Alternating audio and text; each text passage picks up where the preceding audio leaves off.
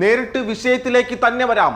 അയോധ്യയിലെ രാമക്ഷേത്രത്തിൽ 7 കോടിയിലധികം രൂപയുടെ വൻ അഴിമതി നടന്നിരിക്കുന്നു. സംഭവം വിവാദമായതോടെ യോഗി സർക്കാർ 3 അംഗ പ്രത്യേക അന്വേഷണ സംഘത്തെയും ഇതന്വേഷിക്കാനായി നിയോഗിച്ചും കഴിഞ്ഞു.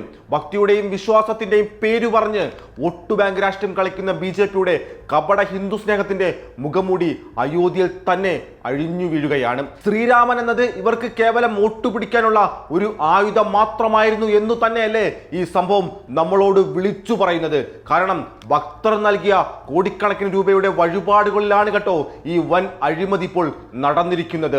2024 ശേഷം ക്ഷേത്ര ഭണ്ഡാരങ്ങൾ ശേഖരിച്ച തുകയിൽ 5 മുതൽ 7.5 കോടി രൂപയുടെ വരെ കുറവുണ്ടായതായിട്ടാണ് റിപ്പോർട്ടുകൾ ഇപ്പോൾ വ്യക്തമാക്കുന്നത്.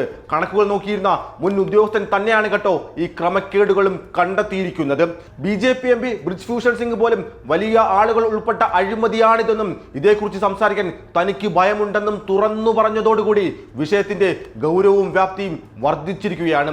सच अगर बोल देंगे तो बहुत चोट लगेगी और मैं विवाद में फंस जाऊंगा खुद, क्योंकि वो लोग बड़े पावरफुल लोग हैं. ഇന്ത്യൻ ജനാധിപത്യത്തിലെ കറുത്ത ഏടായ ബാബരി മസ്ജിദ് പൊളിച്ചാണ് അവിടെ രാമക്ഷേത്രം പണിയുന്നത്. അന്ന് മതവികാരം വ്രണപ്പെടുത്തിയും ജനങ്ങളെ തമ്മിലടിപ്പിച്ചതും രാമനെയോ ഹിന്ദുക്കളെയോ സംരക്ഷിക്കാനായിരുന്നില്ല കേട്ടോ, മറിച്ച് അതിന്റെ മറവിൽ കോടികളുടെ അഴിമതി നടത്താനായിരുന്നു എന്നു തന്നെയല്ലേ ഈ സംഭവം നമ്മളോട് വീണ്ടും വീണ്ടും പറയുന്നത്.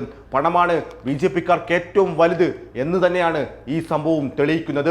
അയോധ്യയിലെ ഈ ഭണ്ഡാരക്കൊള്ളയ്ക്ക് സമാനമായ മറ്റൊരു വലിയ കപട നാടകമാണ് കേട്ടോ BJP രാജ്യത്ത് ഗോസംരക്ഷണത്തിന്റെ പേരിലും നടത്തി വരുന്നത്. പശുവിന്റെ പേര് പറഞ്ഞ് പാവപ്പെട്ട മുസ്ലിങ്ങളെയും ദളിതരെയും തീവ്ര ഹിന്ദുത്വ സംഘടനകൾ തെരുവിൽ തല്ലിക്കൊല്ലുമ്പോൾ മറുവശത്ത് രാജ്യത്തെ വൻകിട ബീഫ് കയറ്റുമതി വ്യാപാരികളിൽ നിന്ന് ഒരു ഉളുപ്പുമില്ലാതെ കോടിക്കണക്കിന് രൂപയാണ് കേട്ടോ BJP ഇലക്ഷൻ ഫണ്ടായി വാങ്ങുന്നത്. എന്തിനു പറയുന്നു, അവർ അതിന്റെ ഡയറക്ടർ ബോർഡ് അംഗം വരെയായി മാറുകയും ചെയ്യുന്നുണ്ട്. സമാജ്വാദി പാർട്ടി അധ്യക്ഷൻ അഖിലേഷ് യാദവ് ചോദിച്ചതുപോലെ രാജ്യത്തെ ഏറ്റവും പ്രധാനപ്പെട്ട ഒരു മതകേന്ദ്രത്തിൽ ഇത്തരം ഒരു അന്വേഷണം നടത്തേണ്ടി വരുന്നത് സനാതന ധർമ്മത്തിന് അപമാനമാണെന്നാണ്.